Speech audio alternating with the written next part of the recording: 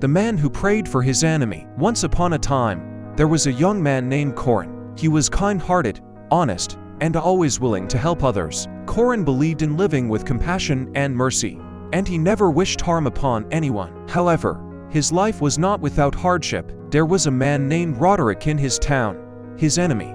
Roderick resented every success Corin achieved and constantly tried to bring him down. He would insult Corin, blame him unfairly, and create obstacles in his path. People around often asked Corin, "Why don't you stand up to him?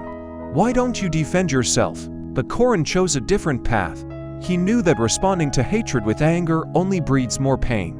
Instead, he decided to respond with patience and prayer. Every morning, Corin would look to the sky and pray, "O Creator of all, fill the heart of my enemy with mercy.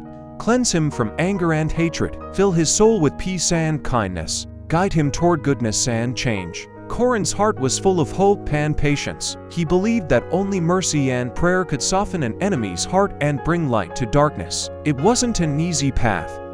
Roderick often spoke harsh words, tried to hurt Corin emotionally and sometimes even physically. Yet, Corin never answered with anger.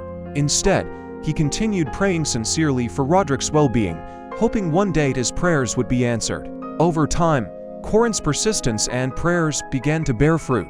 Slowly, Roderick's heart softened. He was no longer the harsh, bitter man he once was. He began to reflect on his mistakes and wish to change.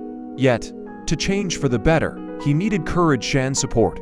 One day, a great hardship struck Roderick's family. They faced financial and emotional struggles, and Roderick found himself alone and desperate.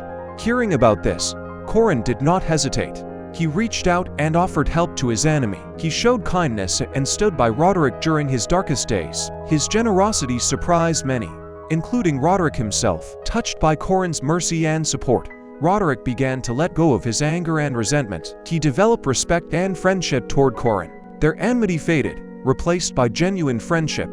They started working together, supporting one another, and showing others the power of patience and mercy. Corin told his friends, "Do not respond to your enemy with anger and hatred. Anger only multiplies evil, but mercy and prayer soften hearts, change people, and bring peace." Changing an enemy's heart is the greatest victory.